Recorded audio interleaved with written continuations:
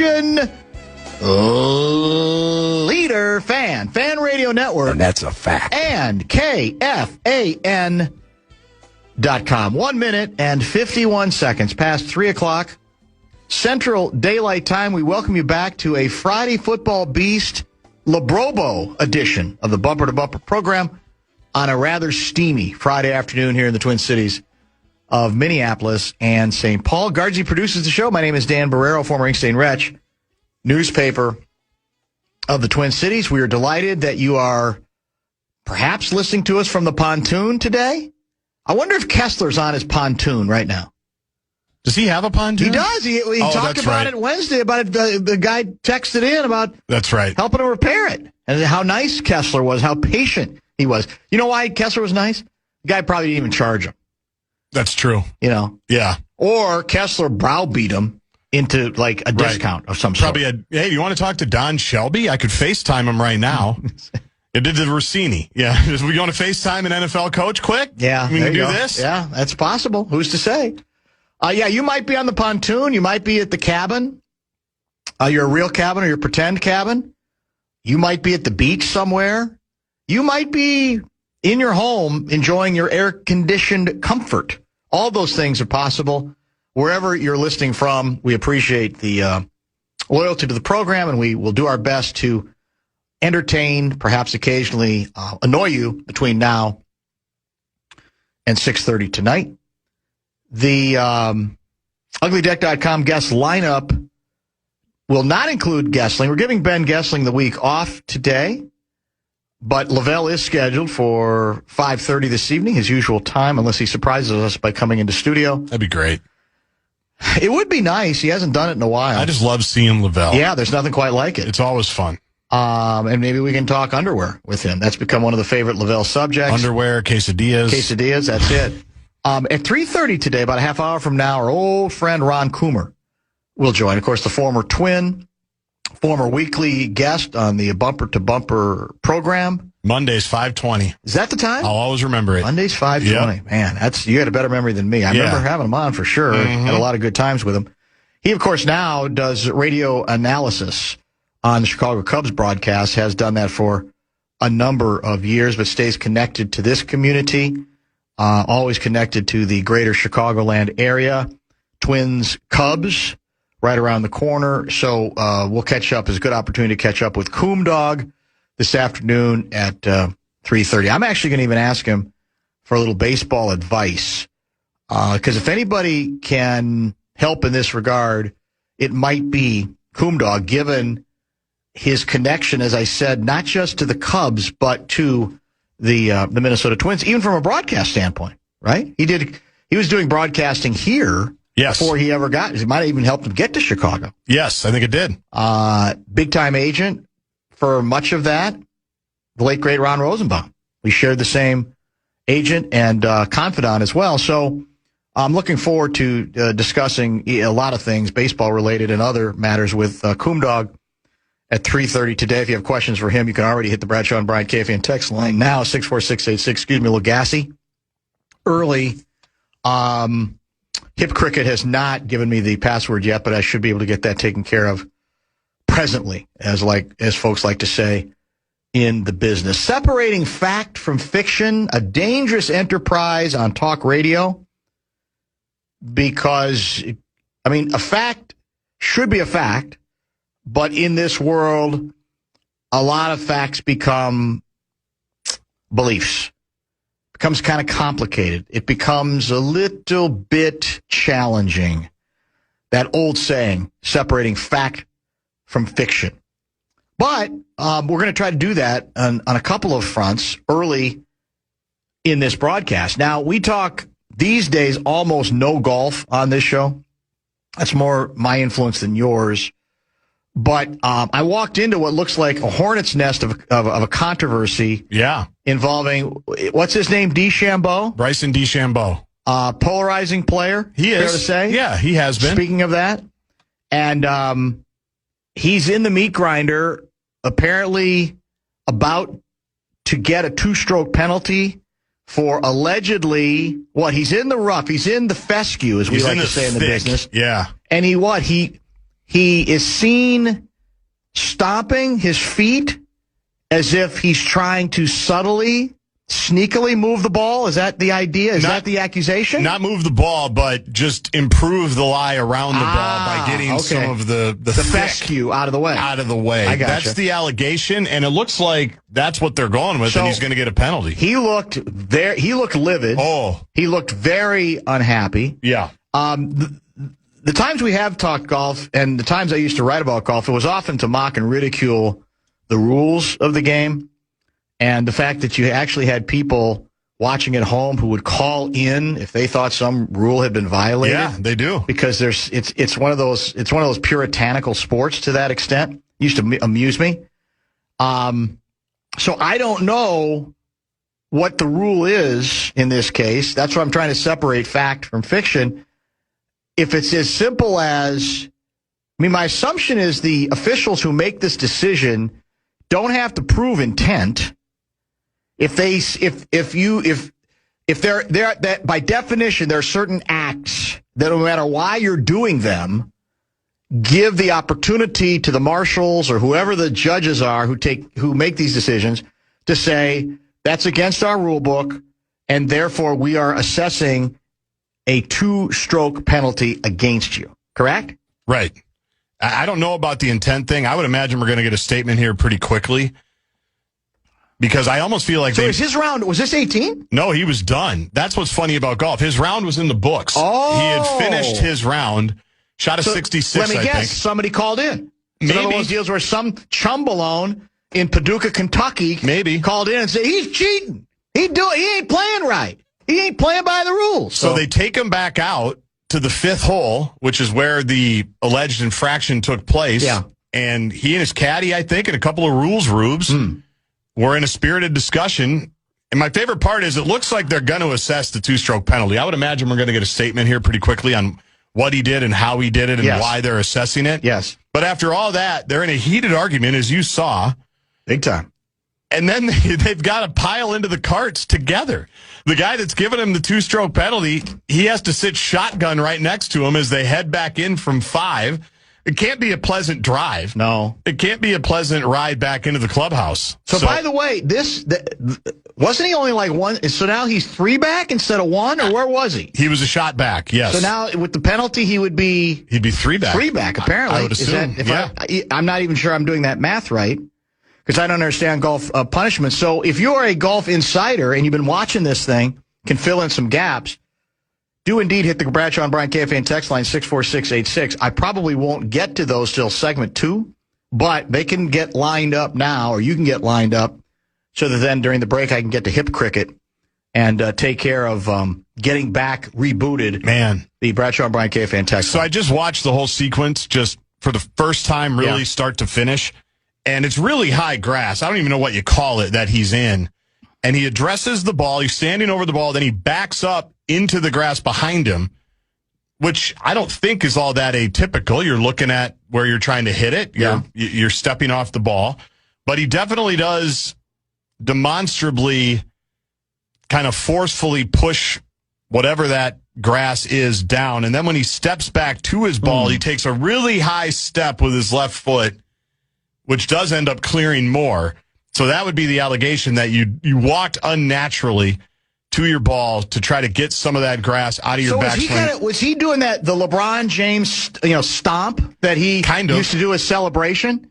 Not exactly. I mean, with his feet, kind of. With his feet. Yeah. His hands, he wasn't doing the hand part. Yeah, this is tough. Common intent, I think it's 100% he did it on purpose. They're much greater golf minds than you and I. That's why, though. They're making their decision on the basis of, you think so? How polarizing he is. He's one of the live guys. He's one of the live guys. So a lot of people, that's all I'm asking. I'm asking for people to judge him not on his reputation. Man. Not on, whether you're against what he did with live, but whether he deserves the punishment. Can we ever get beyond the politics of it? The polarizing nature of it? That's all I'm asking. I'm not sure. I'd love to know what people think about it that have seen it, because I'm not convinced. And I'll say this, I've never hit out of something like that, not because I've never hit it into rough that thick, but because when I play, I just grab it and throw it out on the fairway. Like, I'm not trying to go low. I'm not playing a tournament. I don't need to do hip cricket problems. Honest to God, is there any other radio enterprise in America that makes it this bleeping difficult every other day to communicate with listeners? Because the other thing that happens is, on your own, to get to Hip Cricket, you have to do your own, you got to log into your own iHeart account, right? Yeah, that's a couple steps. And you half the time you get logged out of that in 20 minutes, even though you haven't asked to, which means that's the other step you have to do. We're in the communications business. Let's not make it so hard to communicate with the audience. Go ahead. I don't even know what I was going to say. It doesn't matter, does it? It's a good time to break. Speaking of the audience, I could try to give them some money. No, don't do that yet. Well, yeah, all right, go ahead and do that yet, because there's another piece of the fact from fiction related to a story we spent a lot of time on yesterday that I'm not sure will make Timberwolves fans feel any better. It might make them feel worse, but in the meantime... The Fan and BigDeck.com want to give you a shot to win bonus bucks. It's our national cash contest. Don't text the Bradshaw and Brian KFAN text line. We can't get to that yet. Go to KFAN.com and enter the keyword check. KFAN.com, make the keyword check. You're listening.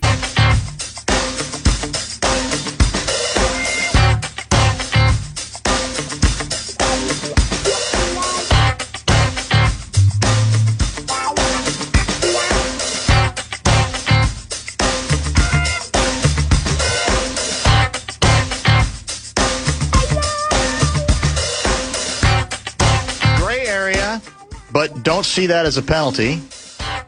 My guess is Scotty or Hatton were the ones that pointed it out to the rules officials after the round. 100% a penalty, not even particularly close. People can't call in anymore in golf. They shut that down years ago. Going Michael Flatley on the fescue.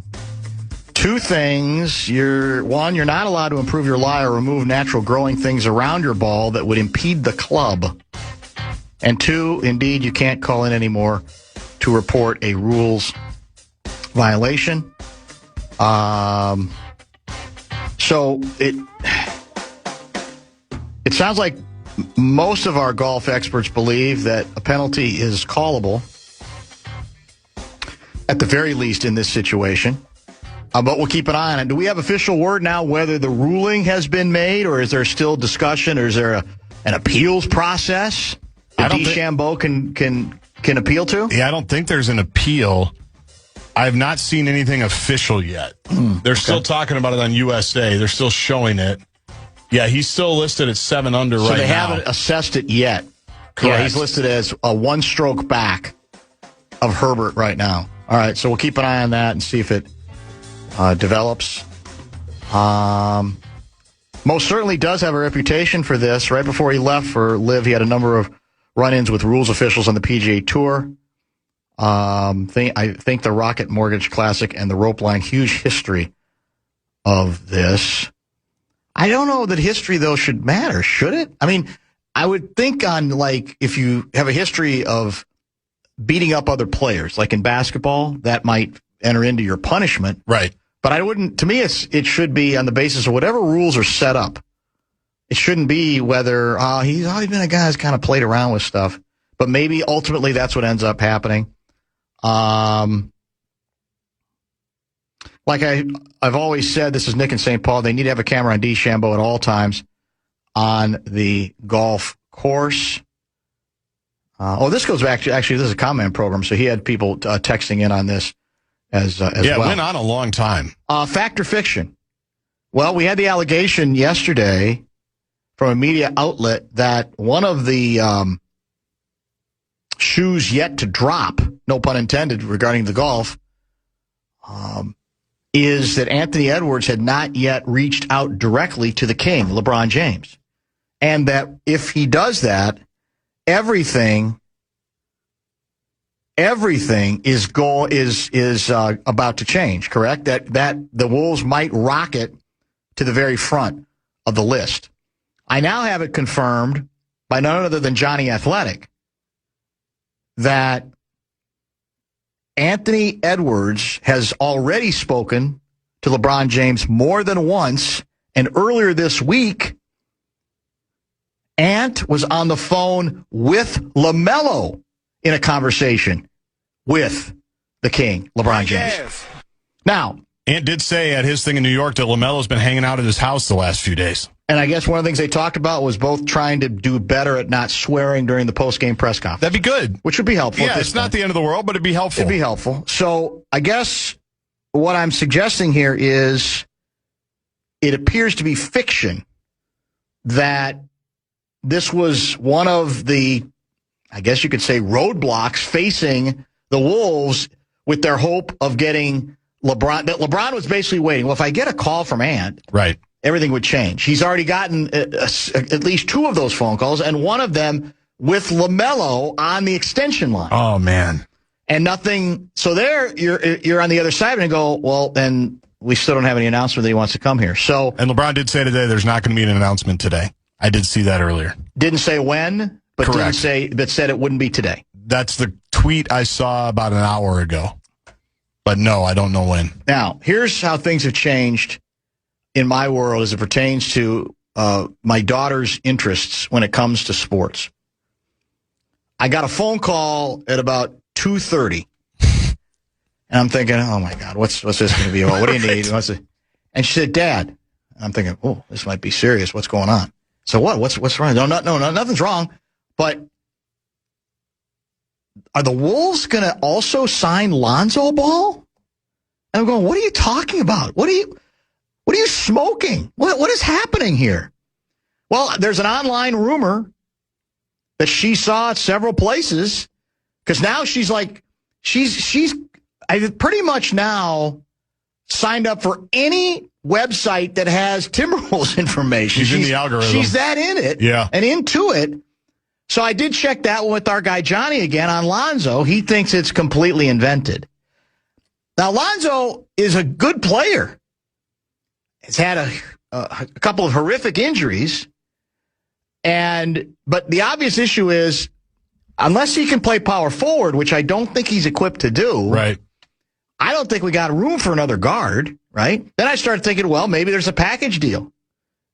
Maybe it's like with LeBron. If you get LeBron, you got to get his kid. If you get Lonzo, you got to get his brother. Or if you get LaMelo, you got to get his brother. But he believes this is fiction.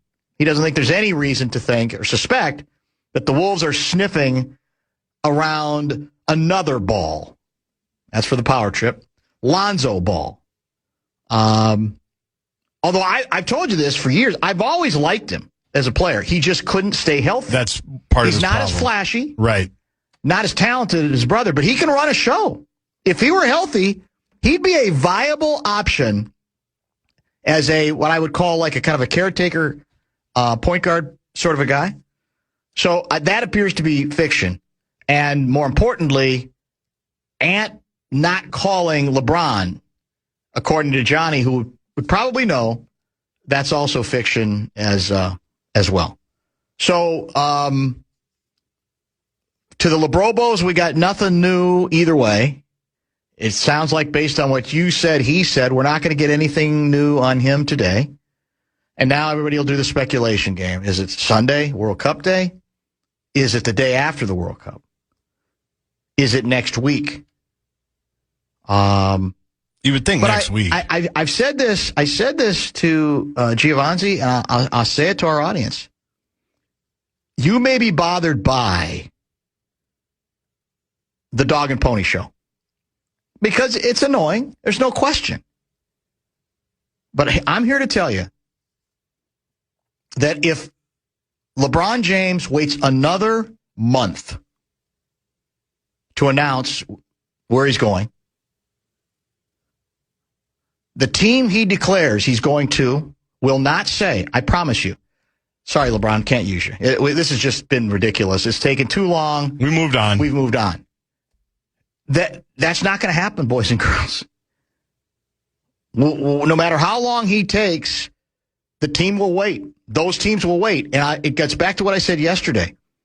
All that dog and pony show production stuff is annoying, but it's the story as old as sports itself. The better the player, the more willing teams are to put up with the nonsense. Simple as that. So if you have to, you wait it out. Now, I guess there might be a team or two that literally says, we got a roster spot. The Wolves really don't. That's their difference. I mean, I think that's why they probably could wait longer than most, unless there's a player that I'm forgetting about. And by the way, who was the Pacers forward I mentioned the other day that I like? Obi Toppin. Obi Toppin.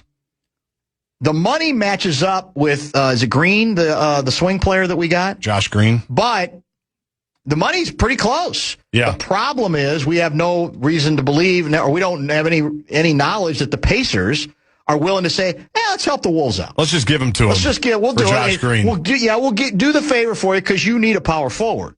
I hope that happens. That'd be great because I think he would be as good as you could hope for, save LeBron James coming, but that's not necessarily in the cards right now. That's a nice, responsible contract for a guy like him, too. And he's a good player. Yeah. And he can shoot. He can shoot. He can rebound. He's tough. Tibbs loved him. So it would be a very nice fit. 507 guy wants to know if we could sign the third Ball brother for halftime entertainment. Well, that's what the dad basically said. Yeah, he did say that. LeVar basically said that. We played that sound a few weeks ago. Yeah, you might be right about that. I'll tell you what. We've got Coom Dog coming up to talk some baseball. So let's get out of this half hour on time. As I mentioned, Lavelle is scheduled for 5:30. We'll keep you. We got a couple of really juicy A-section stories to discuss, including a speech by the President of the United States last night. So there's a lot of meat on the bone here on this Friday Football Beast Labrobo edition of the Afternoon Aardvark. You're listening to Barreiro.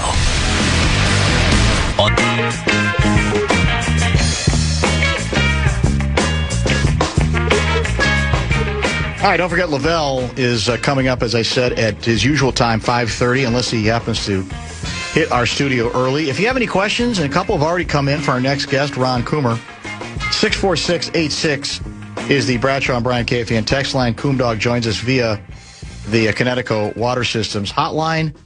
How are you, sir? Annie, how are you, bud? Not too bad. You know, it occurs to me, I probably have asked you this before, but I'm guessing it's been a while. What is the origin? Who first called you Coom Dog? Wow, that's a good one. I don't know.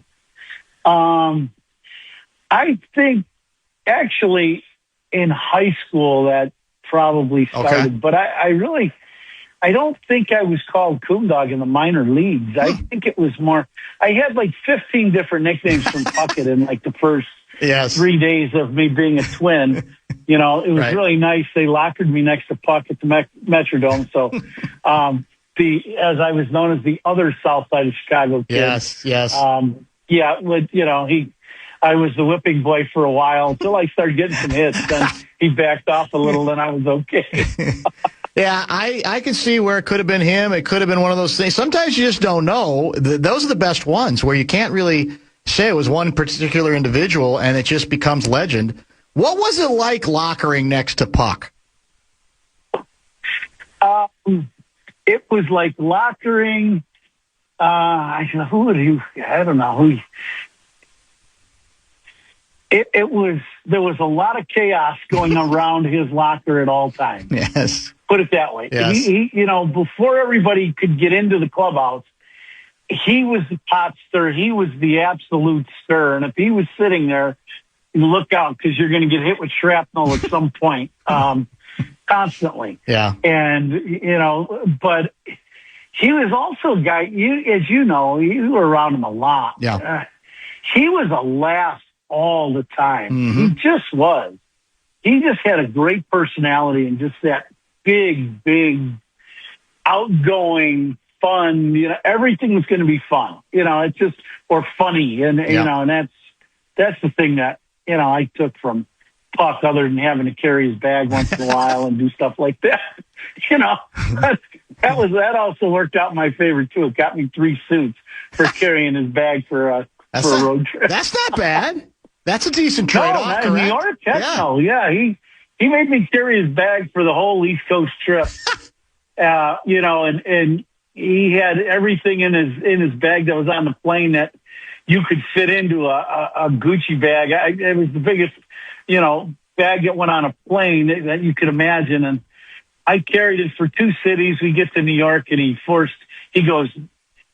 brought the bag to his suite, had to leave. I was a rookie, beat it.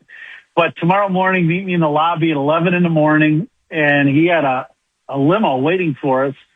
And he took me to his buddies, who ended up being a friend of all of ours as I progressed in the league, but Joel's clothing store, and they put a guy with me, and I got 3 suits, shoes, shirt, ties.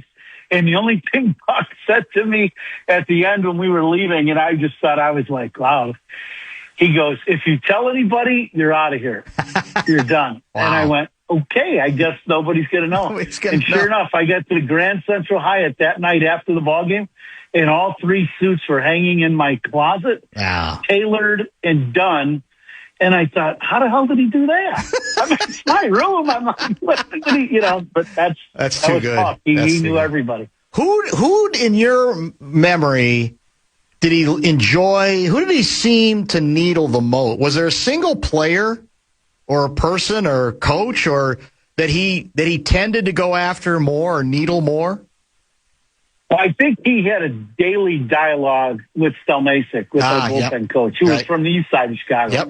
So, you know, all of us Chicago guys, you being one of them, we all stick together in some way, shape, or form, right? I mean, I think that's common for all guys from different areas.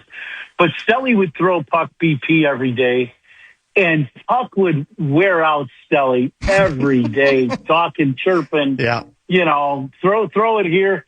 And they used to call it the bow ties, you know, where his BP would come up high all the time.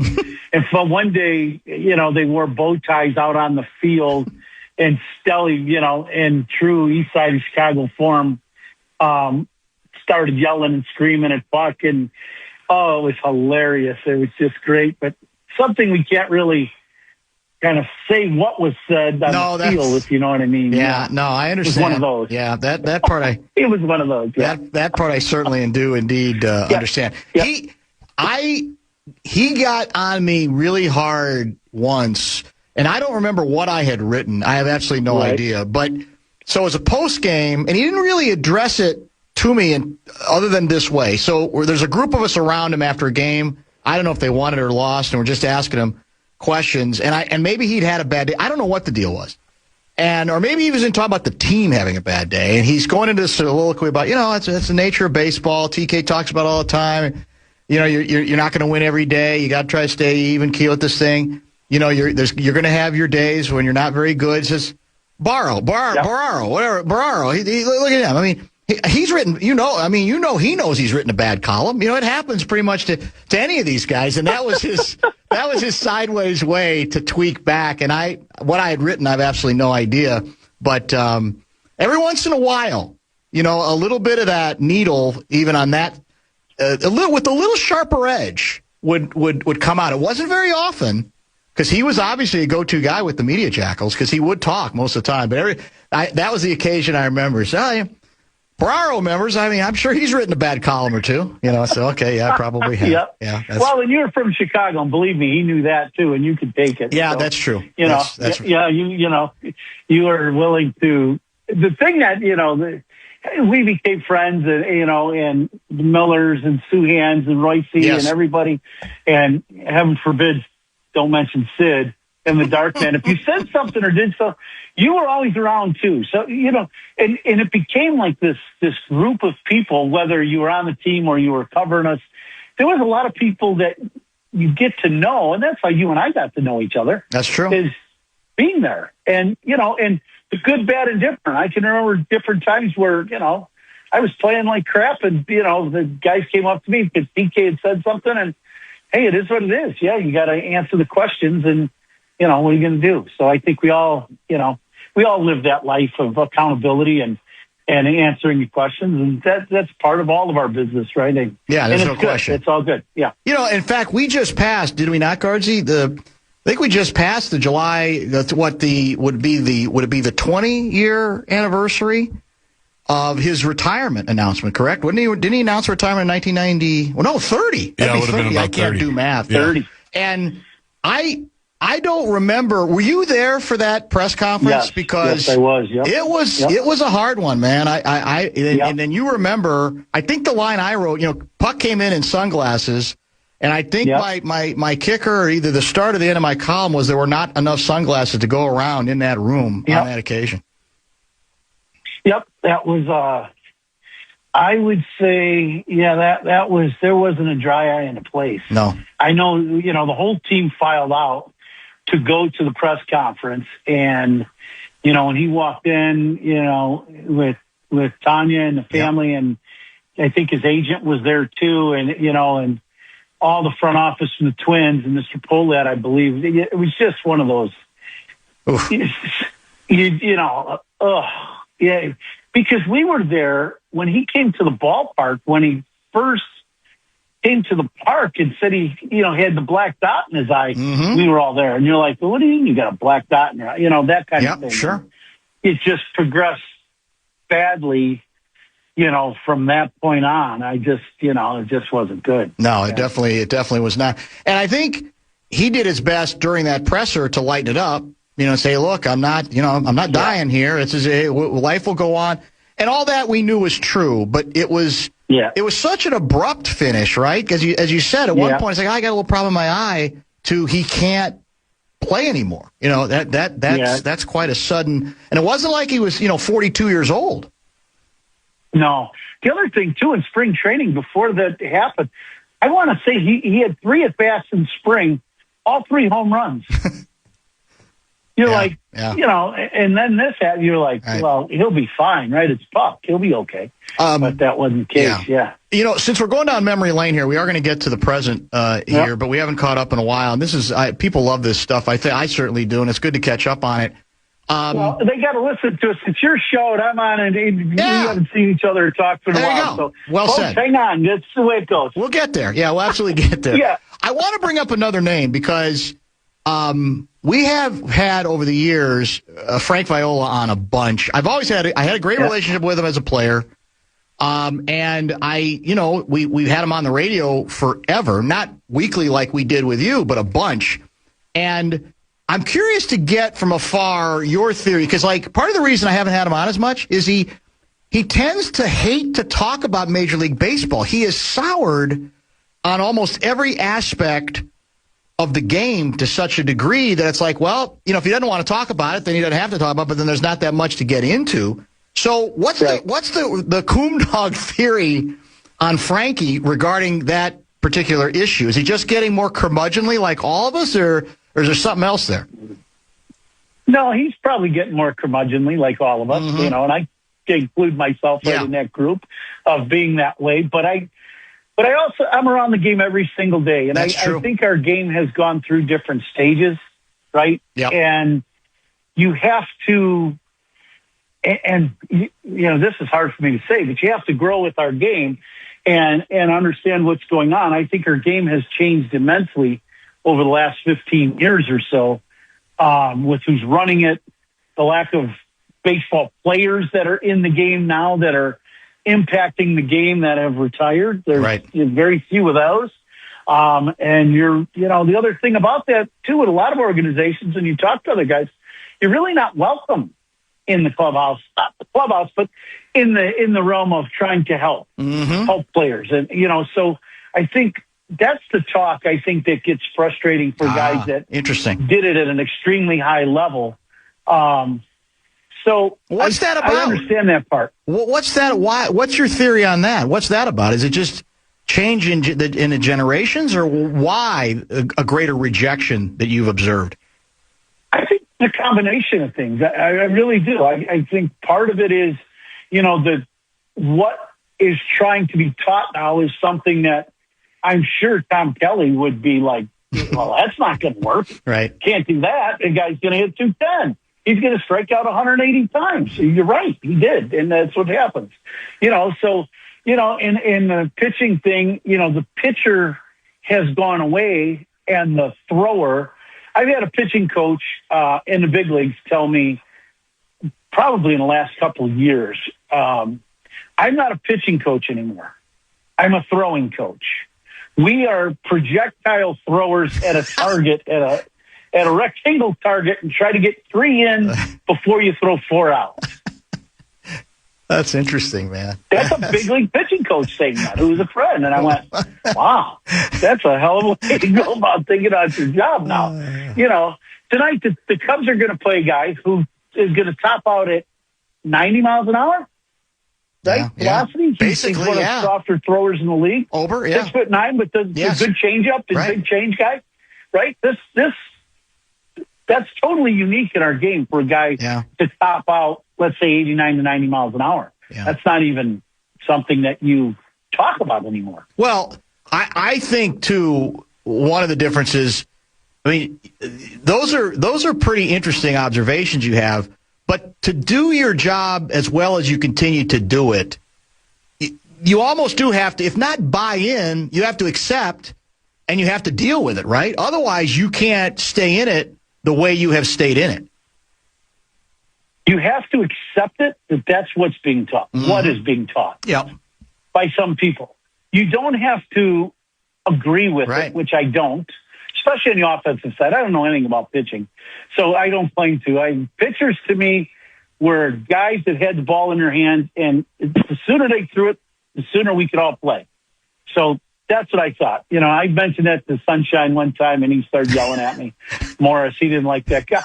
I'm like, but I really think they're doing somewhat of a disservice to the hitter in today's game by trying to make them so one-dimensional by pulling and elevating the ball that you lose the understanding of how to hit, how to get yourself out of slumps, and how to play winning baseball. I don't think for a lot of teams that's winning baseball when you're just trying to get everybody to do that. You know, there were a couple guys in the All-Star game this past year, this past game just recent, like Arise. I mean, that guy can hit. Yes. I mean, he just rakes year after year. And for a couple of years there, he was looked at like, nobody even cared. And I'm like, I'll take him. I wish he was on our team, because come October, when there's two men on and you need the ball put in play, I want him at the plate. Yep. And you just don't see that anymore. And to me, our game is starting to turn back to some of that, because they're realizing, the people in power are realizing that, you know, so many guys are struggling and the batting average is dropping at a dramatic rate, you know, through the league, that you got to start doing things to add more offense. Well, part of it is teaching kids how to use the whole field again and make an adjustment and an at-bat. I think that's part of it. Ron Coomer, kind enough to join us. Cubs Twins, of course, weekend series. Oldsmobile guy has a question for you. He writes, please ask Coom Dog if the Pete Crow Armstrong statue will go next to Fergie Jenkins or Rhino statue. I'll hang up and listen, is what he says. Yeah. Cutlass Supreme was the first car in the family, by the way. So there you go. Yes, ours too. That's it. Yeah, I really thought we had made it then, because we got the Supreme, Danny. You know, that was a boat, wasn't it? That was a big vehicle. Wasn't it? It was. Yes, it was a very big car. Pretty funny. No question. I think Pete is one of these young guys that is, if you can say a five-tool player, he is it. He is an absolute five-tool player and uses them in the game. That's the big difference to me, is he's able to use all five tools. He doesn't just show them in batting practice and in a combine setting. They're actually in the game. And he's got a long way to go before he's reaching Fergie or Rhino or, you know, Billy Williams status with the statue. But he sure is on the right path right now. He's got to be talked about as an MVP candidate right now, whether, you know, he gets that or not, but he's got a long way to go this season. But he sure is fun to watch, and he is one hell of an athlete. He really is. I do not watch the Cubs as closely as I did. I don't have the package at this point any longer. Right. But what I seem to have observed is a great deal of streakiness to this club, where there's stretches where you go, geez, they're the best team in baseball, or playing like it. And then a stretch where they might lose 9 out of 10 or whatever the case may be. So is that a fair representation, or what? And what's that about? What do you think this team is at this point? Yeah, I think that's a very fair assessment. It's exactly correct. You know, they've had 2 10-game winning streaks, and they've had a 9-game losing streak. So I think some of that has to do with health, especially with the pitching on the pitching side, whether it be the bullpen or the rotation. And Cubs have been decimated, you know, throughout the season, first half, or, you know, 60% of the first half with first part of the year with pitching injury, and then streaky offensive side too. A couple of the big guys that signed big deals. Bregman has struggled in the first half. He started showing some real signs of getting out of it before the break, but you got to have your stud players on offense. If you're struggling pitching wise because of health, the offense has to pick it up, and it's done it at times, and then at times the offense struggles, and then that's when you get a 9-game losing streak. When you're getting 3 or 4 hits a night and your pitching is struggling, you're not going to win. You're not a very good team, but they have showed the ability to rally. Cubs are 12 games over 500, and I think it's one of those things that when you see that, you're kind of surprised. But, before the break, the last 3 weeks before the break, Cubs took advantage of the schedule. They didn't play some very good teams, and you got to win those games. Well, they won them. You're supposed to, and they did. So they're in really good spot. They're only 5 games behind Milwaukee. I need also, before we wrap up, a baseball intervention from you. I thought of you immediately as being the person who might be able to help in this particular scenario, because I do have a problem right now locally regarding Major League Baseball. And you know the history here. I mean, the Twins finally break through a little, win a playoffs game, and then they win a playoff series. People are starting to feel like, okay, maybe we got something brewing. And then what's basically happened since. We're going to right-size the payroll. We're not going to help the team at 2 trade deadlines, and last year they gutted, I think we talked about this, the bullpen. Payroll is down, again, I think over the last 2 years now, $65 million. And so for me, even though I know the team itself has a better record than a lot of people expected in a pretty crappy division, they're in the race, so to speak. Coom Dog, I have a hard time engaging in it. I don't talk about it as much anymore because I almost at times feel like, well, if it's their team, they can do it for whatever reasons they have. We don't get the big regional TV deal, whatever. It's their team. But then I have a right to react to it and to say, I can't pretend to invest in this the same way if you're going to go about your business, even tease people by saying you're going to sell the team and then backing off the way they have. So how can you appeal to me? Or do you understand, I guess, a little bit of what I'm referring to? No, I totally understand it. I watched it a little bit from afar, but, as you know, we're, Paul and I are still up in Minnesota, right. That's still my day. When baseball people from the past referred to me, I'm a Minnesota Twin. I'm not a Chicago Cub. I broadcast there a long time. Yep. But my playing career was there, so I still follow the Twins very closely, and it's sad. And I think, and I hope that this issue will be somewhat resolved with this union agreement coming up, this collective bargaining agreement. That the floor of whatever this cap, that so-called cap, or whatever they're trying to do, will force teams to bring up their salary to where they can be more competitive and do that. The Pittsburghs and the Twins and some of the teams that are, Colorado right now. I don't understand Colorado. I mean, the big, beautiful ballpark and all the things they had going for them for so long, and, they're just struggling. Yeah. But I really hope that this new collective bargaining agreement will help that, because I saw that, when the Twins had a great bullpen and they had arms everybody was shooting for, and they unloaded them all. That's a tough one, and it is a tough sell, and that's such a people around the country may not know about Minnesota baseball, but it's such a great baseball area and such great history. Yep. From the Killebrews and Absolutely. Perus. I mean, Puck, 2 World Series champs. Hell, we've got one, and we're going crazy here in Chicago. You had 2, and just a few years apart. So you hope that this can be resolved in this agreement. Adam in White Bear Lake has a question, pizza related. He writes, "It's great to you have Coom Dog on today because you guys both have ties to Chicago. As a pizza lover, would it be worth my time to go to the Mall of America to pick up some Giordano's pizza? They just opened up a location at the mall yesterday, and I haven't been to Chicago, so I'm curious on your recommendation. That's Adam in White Bear Lake. You're the guy to go to because you're still there. I'm in and out, but not very often. And so I've kind of lost touch if there have been changes in the pizza pecking order, so to speak, in Chicago. Give me an update. Are you a Giordano's guy? Do you say, no, here's the one for us now? Just give us your best Chicago pizza speech. So I will say when I'm downtown, Giordano's is my go-to downtown. Mm-hmm. There's another place called Pequod's. It's very good. Heard about that. Yeah, never had it. Yep. So, but I'm a thin crust pizza person.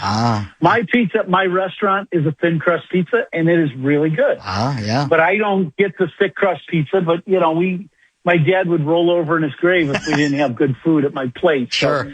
So, we had to make sure that was priority. But I would definitely go to Giordano's. I like their thick pizza, but I think their thin crust pizza is probably the best in downtown Chicago. It's interesting because I grew up on thick, on Malnati's. So it was definitely, I mean, you ate one slice in high school. I ate one slice of that and I wanted to die. I mean, it was so rich and so enormous. It was that good, but it was tough. I have evolved where I think now I become more of a thin guy, thin crust guy, not so much the heavy deep dish sort of approach. Tell us about the place, about your place. It's good. I bought with a couple of my high school teammates the place we used to hang out at in Lockport. Right. And we kind of changed the whole place around to make it more of a sports bar, which is no surprise to you, I'm sure. But we do two things that we really wanted to do. We needed some place of casual dining in our hometown that wasn't a tavern or, something that wasn't a chain. So we did that. And then the other thing was, so we've got very good food, and then we, make it to where kind of so we have live music every weekend. That's really good. That was it's a great another touch. One of my absolutes. But the thing I love is I'll walk in there on a Tuesday night, and there's two baseball teams and kids in their uniform. They're running around the joint and about knocking waitresses over and stuff. But that's how we grew up, right? We grew up with our local pizza joint in our neighborhood. You went there after the game because, a pizza could feed the whole family. And so we've created that in our hometown and, my hometown. And I just love the idea of seeing, now our high school does all of their pregame meals at our place, postgame football ends up at our place. And that's why I did it. That's why, you want to be back part of your hometown. And so I thought it was cool. I think the whole idea of it is fun to me. Yeah, I'm glad. I'm glad it's worked out, and that's a great reason to have that vision and be able to realize that vision too. That's got to be very, very satisfying to you for sure. I mentioned yesterday that we were going to have you on during the show, and I mentioned to Garzi, and he knew this, and he agreed totally that the best part of having you on is always. I said, we haven't had Coom Dog on in maybe a year. I don't know, maybe a little less than that. But I said, it'll seem like we just talked on the air yesterday. And that's what I appreciate so much with you. It's like, it doesn't matter how much time goes by, and frankly, too much time has gone by. That's on me. But it doesn't matter. It's like we can pick up right where we left off. I really value that and appreciate the relationship in that way. Well, that's the same. I think we became friends, you and I and Justin too. And when I was there, and you guys always treated me great, and I love being on your show. I'll never forget you when I went on to do the afternoons for the Polad's radio station, and then I was doing things for Fox, and I was always so now we're going to be on at the same time. Yes. And you called, we talked. I don't know if I called you or you called me, however that worked. And you couldn't have been nice. We were just like we are right now. And I thought, see, now that's friendship. That's a friend, right? I mean, I've got a chance to do something. We hit it. We've always been friends, and that'll always be the case. Yep. You're the best, man. Have a great series weekend, and we will try to do a better job of staying in touch the rest of this baseball season. And I will vow to attempt to somehow better reconnect to the local baseball scene. And even if I don't, I'll connect to your scene. How about that? There you go. That is great. Hopefully you and Justin can get down here and come to Wrigley Field, or we'll just go watch a Gopher game. There you go. We get that in That's common it. right now, and we can follow him and heckle him from the sidelines, and then I'll take you guys out for, to my place, and we can hang out there. That would also be nice. But Coom Dog, I think you know this. I went to the football juggernaut school known as Indiana University. So yes, I kind of have to hold my nose to watch a Gopher game. I'm interested in national championships now. Who knew that Indiana was a football school? You're a big deal now. That's it. It's a big deal. They just, by the way, today, I got a text from my college buddy, Rick Bozich, former sports writer out of Louisville, huge White Sox fan, another Gary, Indiana kid, by the way. And apparently, like, the best receiver in high school, best prospect, just signed, considered 5-star guy, receiver with Indiana University. Where else is he going to go? Who would have ever thought that in the years that Bobby Knight was there? Oh, right? That this would be the football place to go now. Absolutely. But I love it. I love that the Big Ten is what it is, and, you get to watch it. I love college football. That's my favorite watch. So if I watch sports, that would be it. That'd be it. So outstanding. Maybe we could get a Gopher Indiana game. You're a big deal at Indiana. Well, we can go down there and mess with your partner there. I think they play in Bloomington Halloween. They right, do. Garci? Yeah, they do. Coom's back in Florida by then, though. That's the problem. You got to get him in September before he goes back to Florida. If it's Halloween, there's a chance I could be called back to Minnesota for something like that. All right. I definitely could. We'll figure out what we can do. We'll do some negotiating. Always a pleasure, my friend. Thanks as always. Absolutely, boys. Yep. I love talking to you. Listen to you whenever I can. I still do. So take care. Yep. Thank you. Ron Coomer, outstanding visit as always with him. You're listening to Barreiro on The Fan. From the 1-800-ASK-GARY Traffic Center.